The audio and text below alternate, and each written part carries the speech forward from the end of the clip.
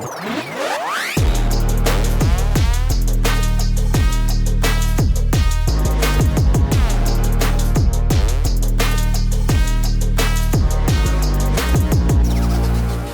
Sharon Martin, just thank you so much for joining us.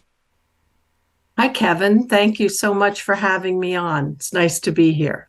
It is fantastic to have you on. Now, this interview is going to be based on your new book, your latest book, Maximize Your Healing Power, Shamanic Healing Techniques to Overcome Your Health Challenges. Now, just to begin with, Sharon, let's just have a bit of a background on yourself, because you've got a really interesting background where you've got sort of feet firmly both in both camps, really. I kind of hopscotched around a lot. So, and I'm also probably a perpetual student. So my first academic trip was to graduate school. I have a PhD in physiology. I studied circulation and heart.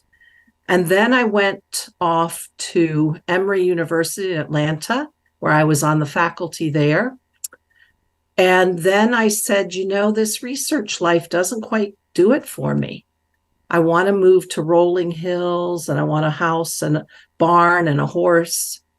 And I want something different. I want to hang a shingle where I can always be available. I can always have a job and not worry about the rigors of academic studies. And then at that time, I had a bad relationship, and I was quite depressed, and I was in therapy. And I'll tell this story in my book. My psychiatrist never said a word. He was a fabulous Jungian analyst, and he just let me figure it out. Never, ever, ever in the years I went to see him said anything.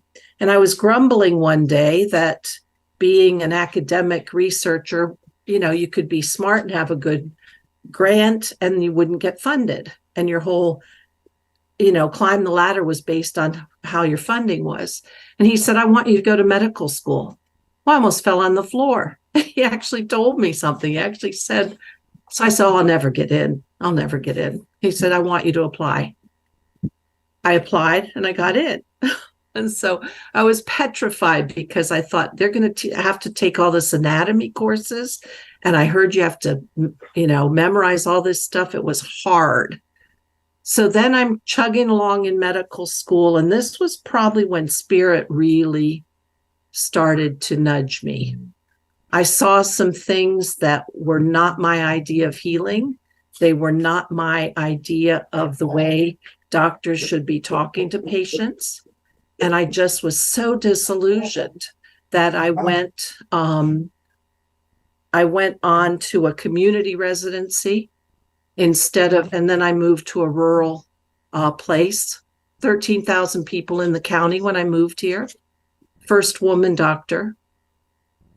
And then I started having incredible interactions with patients that, made my heart warm, because I love talking about their soul's journey. I love hearing the times when spirit wakes them up, or that they still sort of smelled the violets in the closet after their wife passed away, things like that.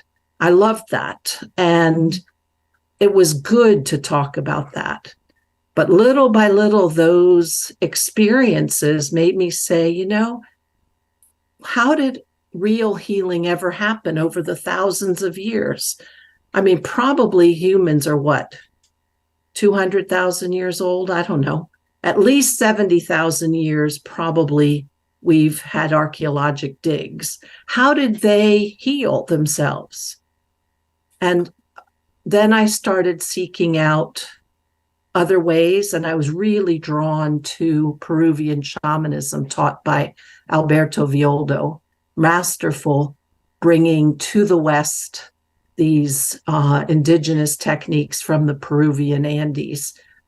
I loved that. It reawoke, I should say. It wasn't the first time I'd sensed it, but our connection to nature, the fact that every living thing has energy and spirit you can connect to, the fact that we're interdependent with the earth and the heavens, that feels good. That feels real. it feels like it's more long lasting than our modern technology.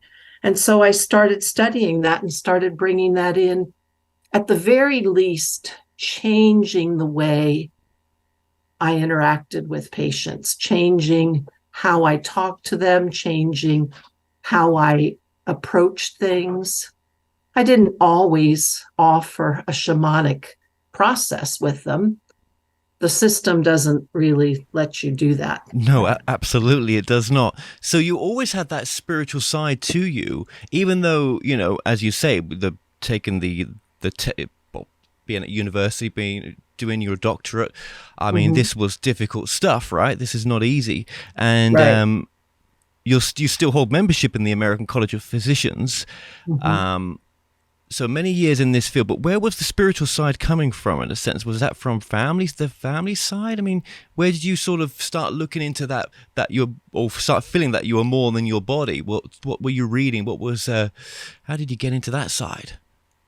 I think it was always inherent in my family, in my mother's family.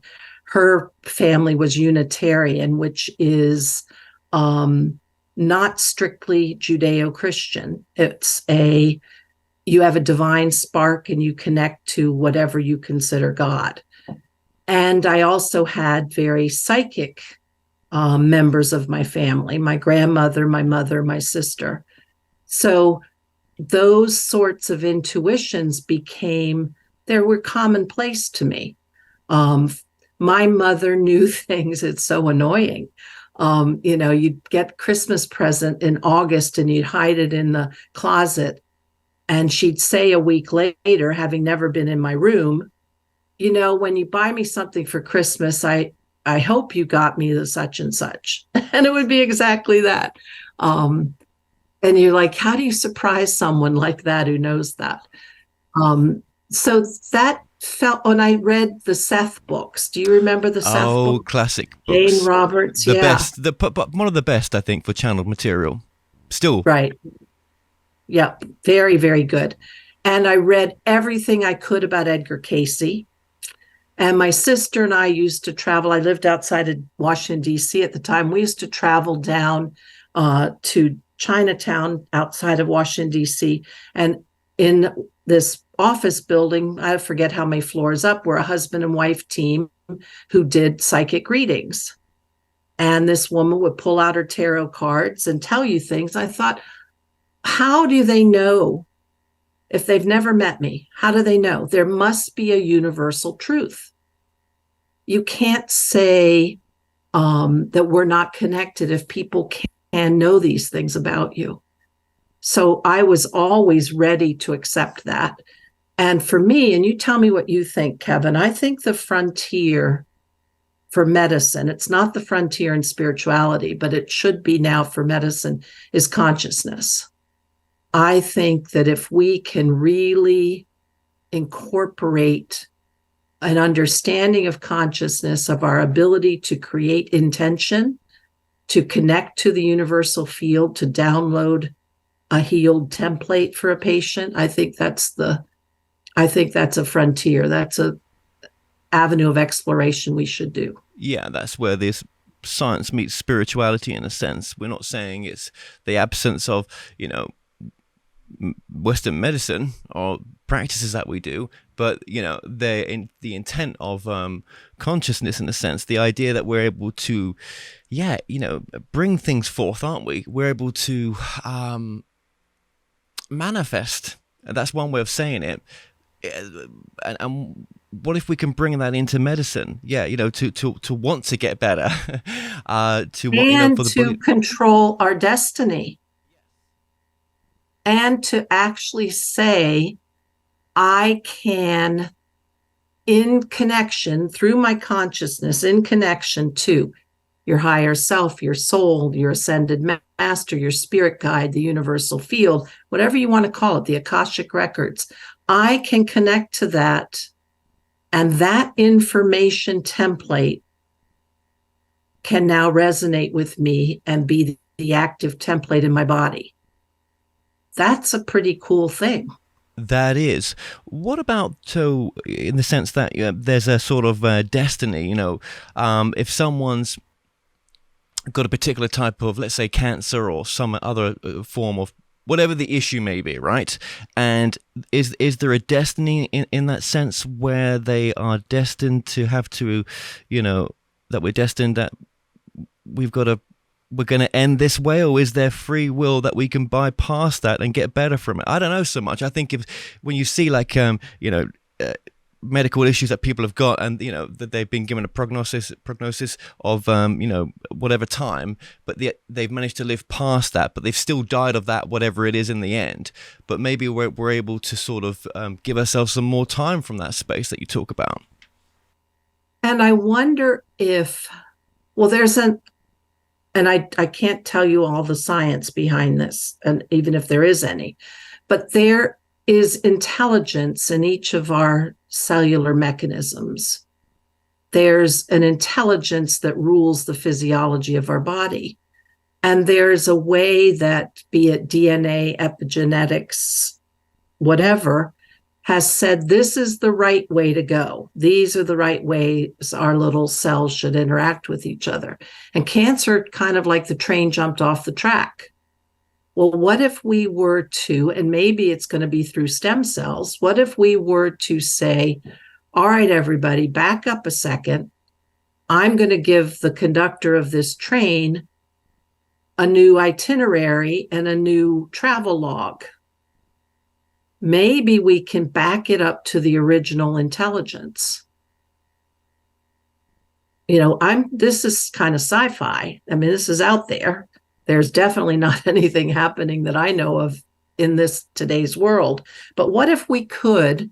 And I think when the patient themselves engages their consciousness, which will then, remember Bruce Lipton's, biology of belief, flooding your cells with that belief pattern of going back to the original. You don't even have to know what it is, what it's made up of. I just think maybe that could work. Well, I think if you heard this, and it resonates in some level, you might want to give it a go, depending on what you're suffering from. And I suppose, though, that there's still that thing of, what about all those people that are suffering that won't hear this or other people's shows that you go on and could have heard this, yet they didn't? Obviously, would it have saved them, or is that a perfect example in some respects of, well, they were not supposed to? They're supposed to. Yeah, I can't answer that question because that's a very philosophical, metaphysical conundrum. In other words, was their path, did their soul, if you believe in a soul, choose that path for the challenges it brings to them? Pre-birth, yeah, is there pre-birth sort of destiny in some sense where... Right. Is that your soul contract? And maybe so. And again, that's too bad. People have these experiences in life that cause suffering. But I do think within that place where things are changeable, maybe we can impact. Well, when you talk about the ideas that you just talked about there in the sense of reversing the cells, when you look at Edgar Cayce's work, which I know that you support the ARE in Virginia Beach, that his channelings or his readings, that's what you call them, readings, his readings that he gave to all people from all over the world back a long time ago, people are still going to those readings now at the Edgar Cayce Center with the same issues that they've got and applying the same solution that he gave to the person for whatever that they're looking for. Right. And they still work. How is that possible? Because I'm winging it here. I have no idea if this is the truth. Because he tapped into the universal information field and he got the basics of what is true. And I'm going to extend this again. I'm making this up as I go along. That is applied to what was supposed to be the way the physiology was supposed to work. And therefore, it's universal and timeless. Incredible, isn't it?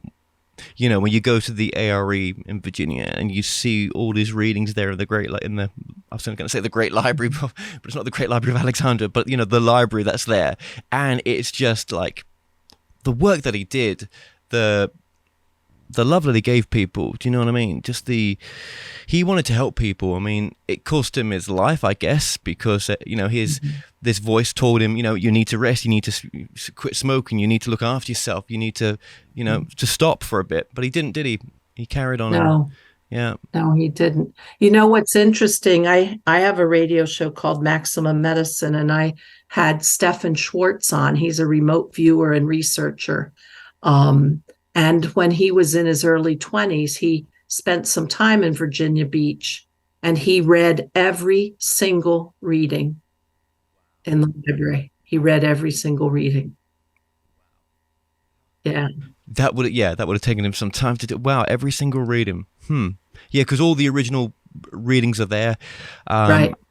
Yeah. And that was difficult because in that stilted language that is different from the language we use today. Interesting, huh? What did that do for him, do you think, reading all those readings? What was he doing that for? He was studying paranormal, and he himself is a remote viewer. So he was trying to understand where does Edgar get this information, and just absorbing everything he could. And then he started doing scientific studies. Interesting. Yeah. Well, thank you for sharing that. So, let's get back to your story as well, Sharon. How did you get involved in healing, in a sense? I mean, where was that? So you've got this wonderful career as a, you know, as a physician, in a sense, chief resident, and then, you know, where did you switch to getting into the healing that you're doing now? Because today's medicine has incredible approaches scientifically, but they don't always evoke what I call healing. And healing is to pull together for a person the best well-being they can have. And that's a holistic view. That's a mind, body, spirit. You know, there can be medicine for your arthritis pain. There can be medicine for a spasm in your back. There can be heart medicine, but that may not give the person the best healing experience. And so that's what I started seeking.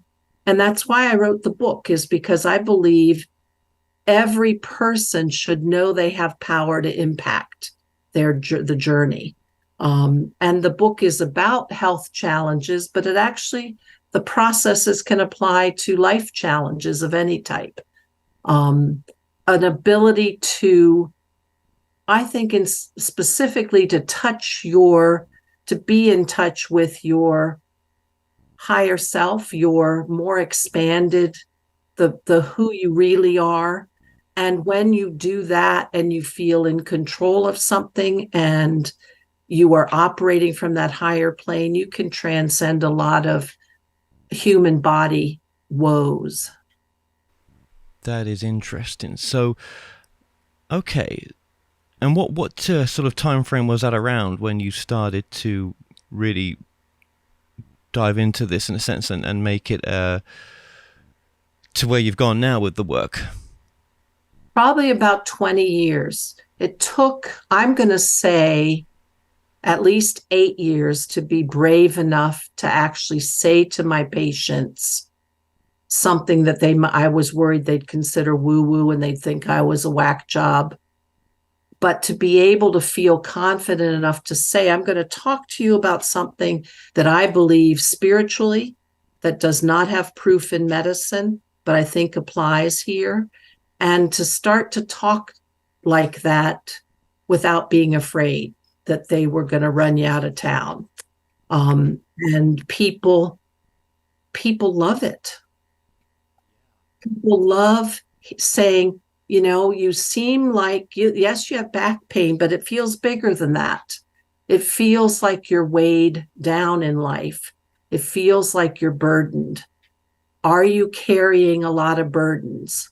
And then they'll start talking about all the responsibilities they took on since they were a kid, all the assumptions that they had to be in charge of their siblings and everything. And then they realize that their burden and their pain in their back is really a bigger, more symbolic issue. Okay, well, we're just going to take a quick advert break and we'll be right back after this. What if you could help others to find the power to heal themselves, physically, emotionally, and spiritually? When I started teaching my classes, it was in 2002, and I was just doing past life regressions and contacting the subconscious part. But then as the time went on and we found how powerful this was and what we could do with it, a lot of the students began saying, you know, advanced past life regression doesn't really tell what it's all about. This is so much more than that. We think you should change the name. So it was a few years ago, we decided to change the name to Quantum Healing Hypnosis Technique. Help other people to speak to their higher selves. You can. Dolores Cannon has taught thousands of people from across the world how to use QHHT. Now you can learn her method by going directly to themoreshow.com/QHHT. And don't forget to mention the discount coupon MORETALKS. Welcome back to the show. I'm joined by my guest, Dr. Sharon Martin. Now, Sharon, for the audience, just remind us of your website. DrSharonMartin.com, DrSharonMartin.com. And I should say, Kevin, if people, I hope you buy my book. I think it's easy to read. I think it's, truthfully, I think it's well written. And I think it has a lot to help people. But you can take your order number. You can buy it at Inner Traditions or Barnes & Noble or Amazon. And you go to my website and you put your order number in and you get all these downloadable freebies. And freebies are good. We like freebies. We do like freebies, absolutely. But if someone's watching this and they're like, God, you know, I wish I had her as a, you know, someone a doctor I could just go to. Do you sort of see clients remotely or? I do shamanic work remotely. My schedule was full, so I had wasn't able to take somebody recently, but I'm opening up that schedule and that'll be available on the website soon. Doing that work, you know, it's interesting. I would say, I'll say this 9 times out of 10, and probably 9.9 times out of 10. If I do a shamanic session with somebody, they leave feeling good. I can't say that about every prescription I prescribe. People feel good after an energy session. They don't always feel good leaving the doctor's office, and their blood pressure medicine doesn't always make them feel good. But when you change their energy body, when you intervene in that arena, people feel good. Yeah, I mean, how many people that have really long-term chronic issues with back pain or whatever, you know, that sort of physical pain that it is, whatever's caused it, and how much pharmaceutical drugs are they on? I mean, the really hardcore stuff as well. I can't remember, you know. Like, you know what else, Kevin? Most issues, when you engage someone's higher self, when you talk to the subconscious, and I believe that place where a person connects to the universal field, however they do that and in what manner for each person, you could probably do 3 shamanic sessions and that issue would be shifted permanently. Would it be completely resolved? Maybe not, but it would be shifted dramatically. Now, unless you have somebody who's got foreign energies in their field, and there are people with intrusive energies, but you can't say that about prescription drugs. No, and coming off them is another bloody thing as well. Mm-hmm. For a lot of people, they've been on them for so long, and the coming off them is not fun. Yeah, that's hard, isn't it? But I also think there's another frontier in medicine where people are going to wake up more than they've started to wake up, and recognize that they have to contribute to the prevention. Because the people I see in my office, the horse is already out of the barn. The diabetes is rampant, the blood pressure is out of control, the heart disease. And people, when they start to feel some power, to be empowered, they might start at an earlier age, giving up the cigarettes, changing their diet, adding more exercise, the things, what did Edgar Cayce say? He said, probably those things plus 3 almonds plus more vegetables.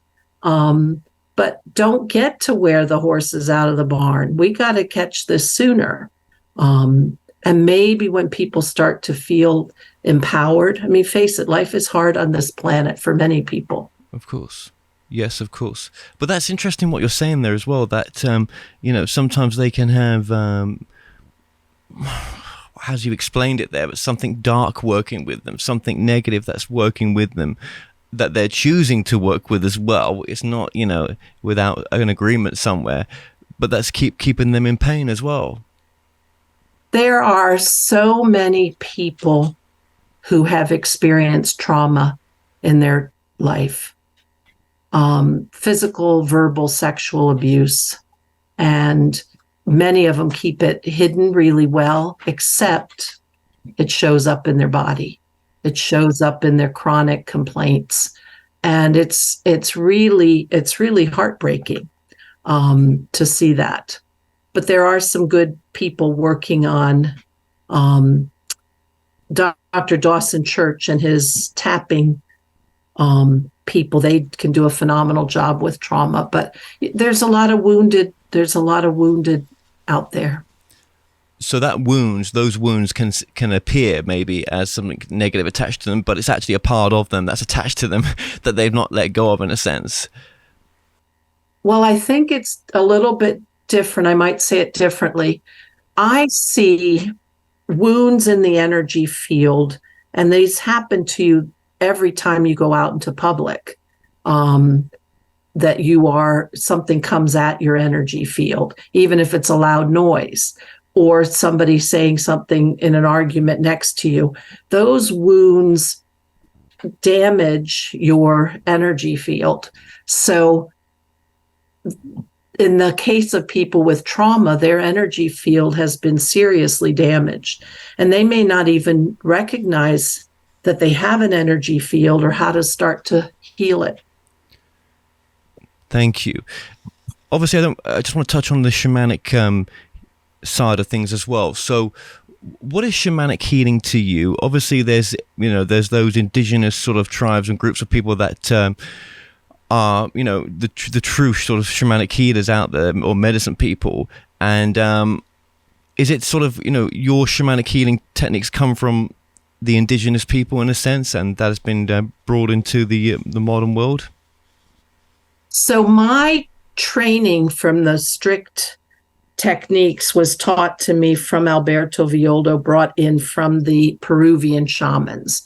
So that's a particular style. But then I also studied with other teachers. Shamanic healing, to me, if I really look at the generic big picture, it is where the practitioner intervenes by linking up spirit or forces of nature. And I'm animistic in that regard, that I believe there are energies that have intelligence in trees and gardens, but to bring those in to connect with the person's energy body, which is where I believe their soul resides. And that belief that we're all interdependent, I think those are the keys to shamanism, whether you're Mongolian, whether you're a Kong Bushman, whether you're an Ethiopian shaman. I think those are key elements.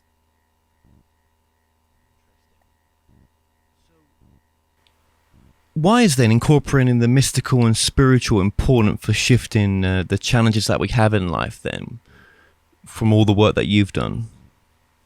because it's engaging the human at a deeper, more profound level.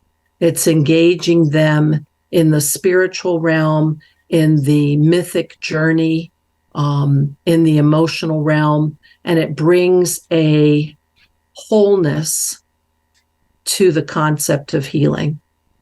And it brings that, science has become so, it's all materialism. They've left out clairvoyance, telepathy. Doctors have these abilities, but science doesn't validate them. So thank you for that. So when you do your work with a client then, or your sessions with a client with the shamanic healing techniques, do you think you're working with spirit workers or guides on the other side with yourself and the client's self? Sometimes, or with their higher self, or it's different for each person, or with the universal matrix, the divine matrix.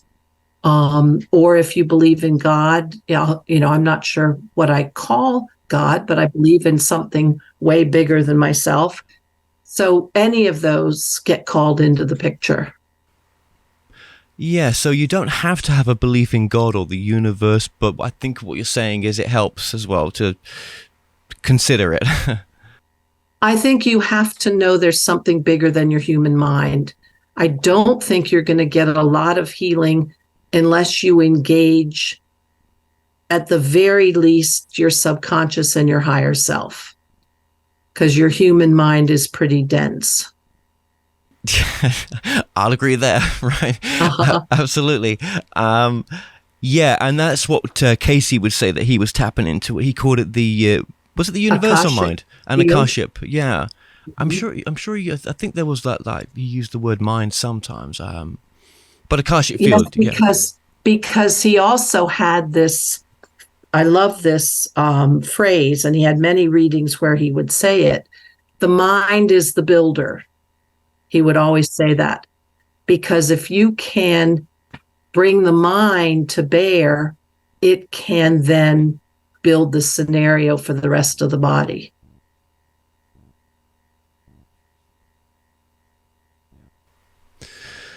Yeah, and I think all the readings for Casey, I think that they're available online. A lot of them are as well. I believe so. If there's anything, because like I say, there was so many cures to so many things that we currently suffer from. But as you say, it's in a very oldie type language as well. But well worth a check out for people. I think the researchers at the ARE now.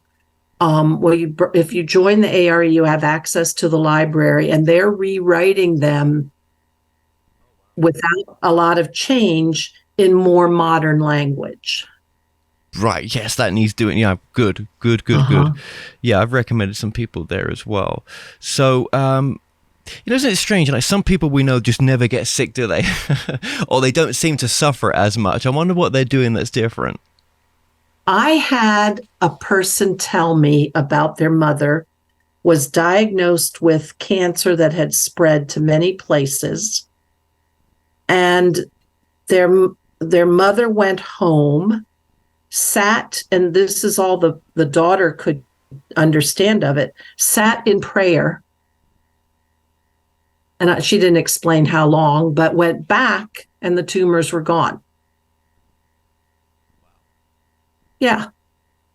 I'm about to meet a Hungarian woman. Her name is Dr. Maria Sagi.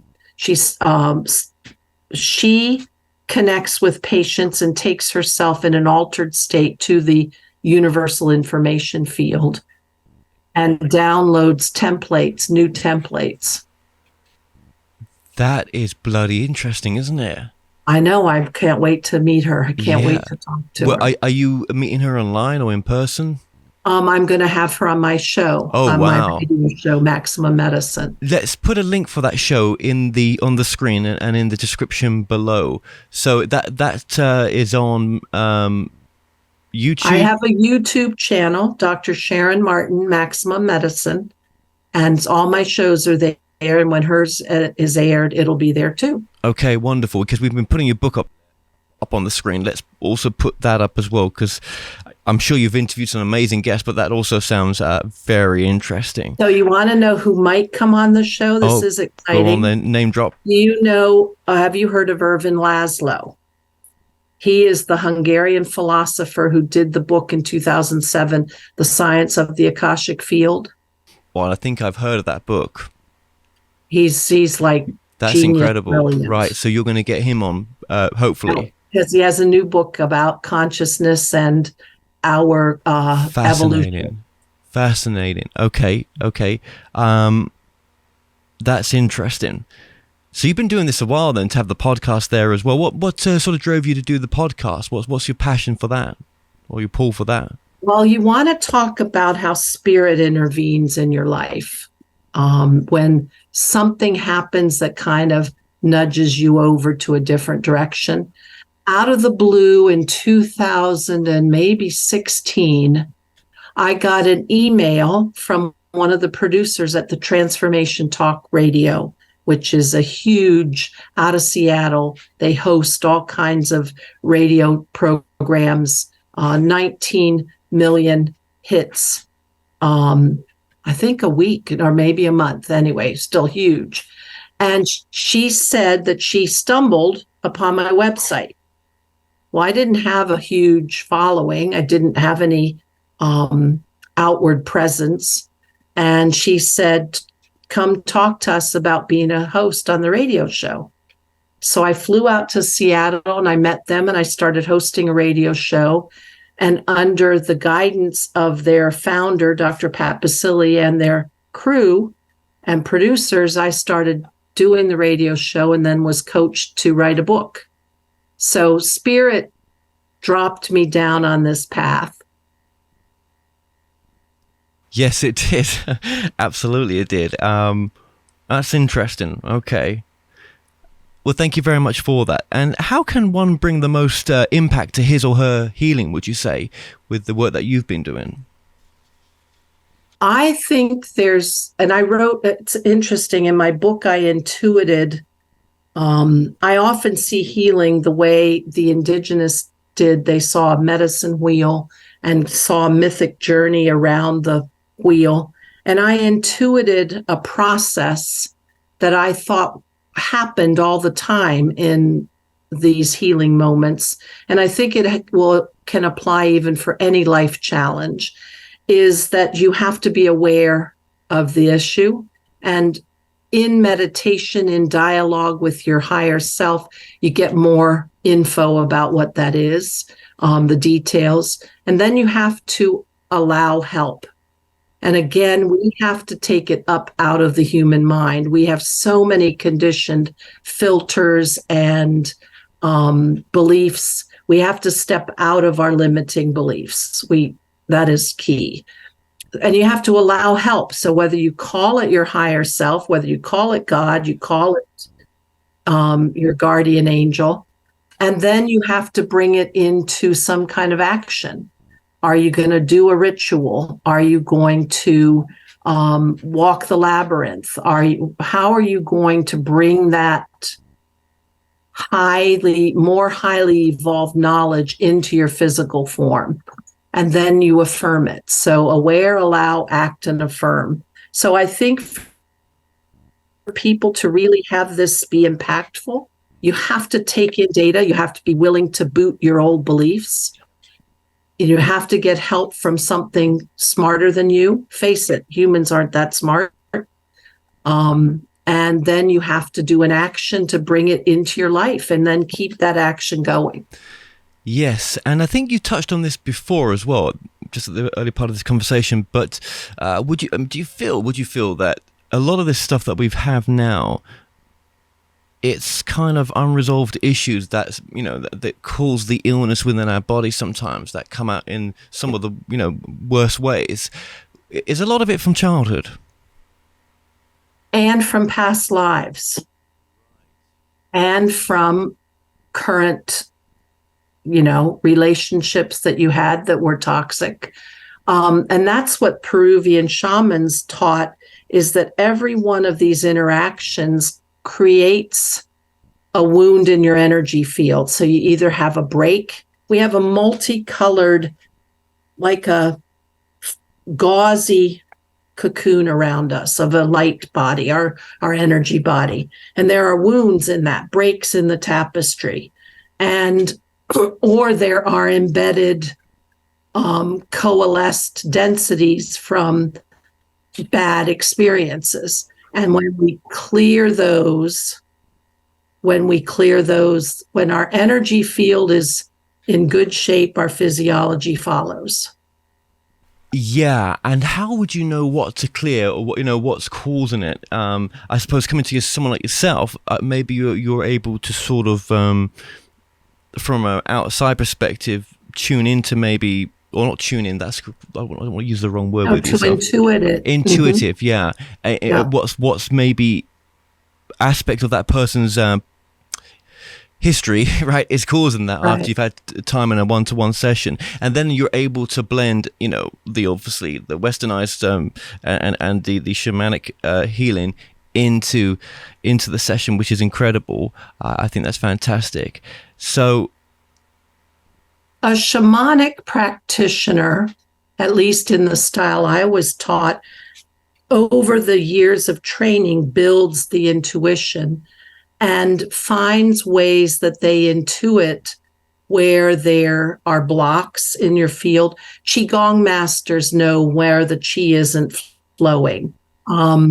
Sue Morter is a alternative healer. She's a chiropractor. She can feel when there's no life force in a particular area. You can feel that, and then there are basic techniques to clean the energy field, remove them if those blockages, or at least give life to stagnant areas. Well, we're just going to take a quick advert break, and we'll be right back after this.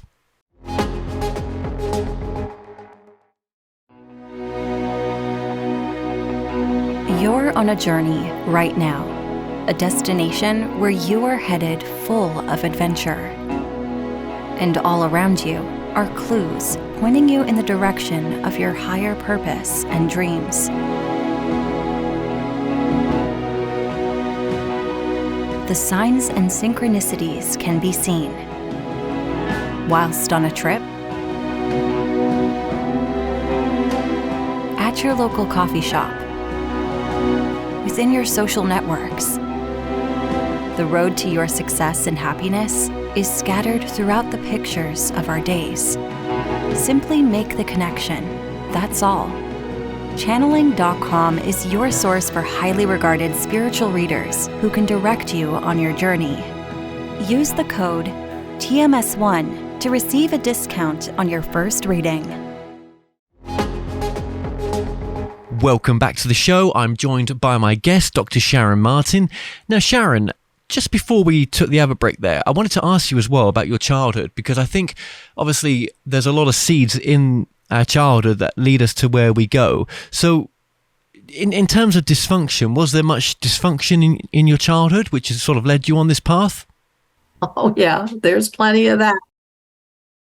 And you're right. You have to do your own work. We all have to do our own work to get more clear, to get more enlivened. I had some big limiting beliefs. I had a childhood where I was constantly on guard and suspicious of strangers and always sort of standoffish. I had to learn to drop that, because when you become a deeper and deeper healer, you really open to resonate with people. And so to lose that standoffishness, and anyway, yes. When I asked that, right? Yeah, I asked that because obviously you've dedicated the book to your father, and I thought, well, there was obviously a meaning behind that, and I'm guessing that there's, as you say, that there was healing to do for yourself. We probably all have episodes in our childhood, or maybe in a past life. My dad was a difficult personality. And he had his own wounds from a bad childhood. And yet it's interesting, and I happen to believe that that people exist on the other side. I happen to believe in past lives. My dad's energy and guidance are more prominent. He died in the early 2000s, and they're more prominent now than they ever were in my whole life. Isn't that amazing? Isn't it? Yeah. He died in the early 2000s. Yet you've still got this relationship with him on sort of your terms right now as well, and that connection from the guides. And I get his highest, free from the human body, energy and personality and knowledge. And I mean, he's coming from a higher place. I get his soul's interactions. It's so amazing, isn't it? Yeah, it's so incredible. Yeah, thank you for sharing that as well. Well, I know you've got a pet with you right now, right? And I'm sorry. No. I wanted to. No, it's beautiful. I wanted to say to you, the power of animals and connecting with them as well, because I think that's part of the shamanic thing as well, isn't it? Animals? Yes, very much so, because that's what we have to do for our humans' evolution, is get back to that interconnectedness. And, I was pushed by spirit to move somewhere with a house and a barn, and I wanted a horse. And then I have animals on the land, and it's wonderful. That is great.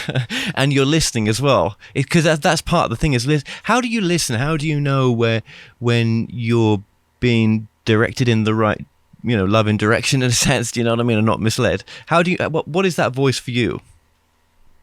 Well, first, I think we have to train ourselves to listen.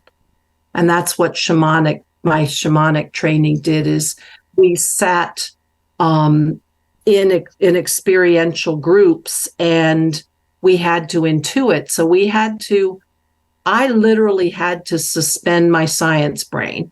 I had to say, drop it, drop it, drop it, drop it. And then you start to pick up knowings. I think those data points have been there all along. We just have to condition ourselves to go back to the way 10,000 years ago, our ancestors, they had incredible entry of data points out in the forest. We got to pick those up again. And they're there to pick up, but it means putting your cell phone down, getting off of the computer, sitting in quiet. And then for me, saying, okay, I'm putting this aside. I'm putting aside wait a second, what is this? I don't know. I can't. Yeah. That's so important. Thank you just for sharing that briefly there. But as you say, your shamanic training, it guided you in that direction to have to connect to that voice. And it's just so important. And it's only led you to great places, hasn't it? It's really fun. Yeah. When you open to those, I call them the whispers of spirit. When you open to those, your path gets broader and richer and filled with more exciting things. That is so true. Yeah, absolutely. And how have your colleagues taken the work that you're doing now? Do you still keep in contact with some of them? So far, I've been really lucky that my colleagues are thrilled with this. They don't fully understand it, but they support it. They were so excited. And when my book went to #1 on Amazon, they were like dancing around. So they like it. I think they probably wish they could have a little more of that right side of the brain active for them. Yes, absolutely. It's a difficult one, isn't it? But for some people to, maybe in this lifetime, they're not ready to look into that side, or maybe they've done it in past lives, but in this life, it's just not meant for them. Do you know what I mean? Yeah. Or maybe they don't need any of it, and actually the path they're on is, as would be seen from a very spiritual one, in the sense that they're actually unbeknown to them. That is who the right one. Yeah, the right one as well. Absolutely.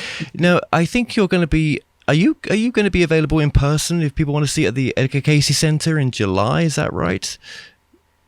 Yep. So in July, I'm going down to Virginia Beach, where the ARE, the Association for Research and Enlightenment, they have a mind, body, spirit fair, and they have people who are called readers, and they have people who are psychics and tarot cards and crystals.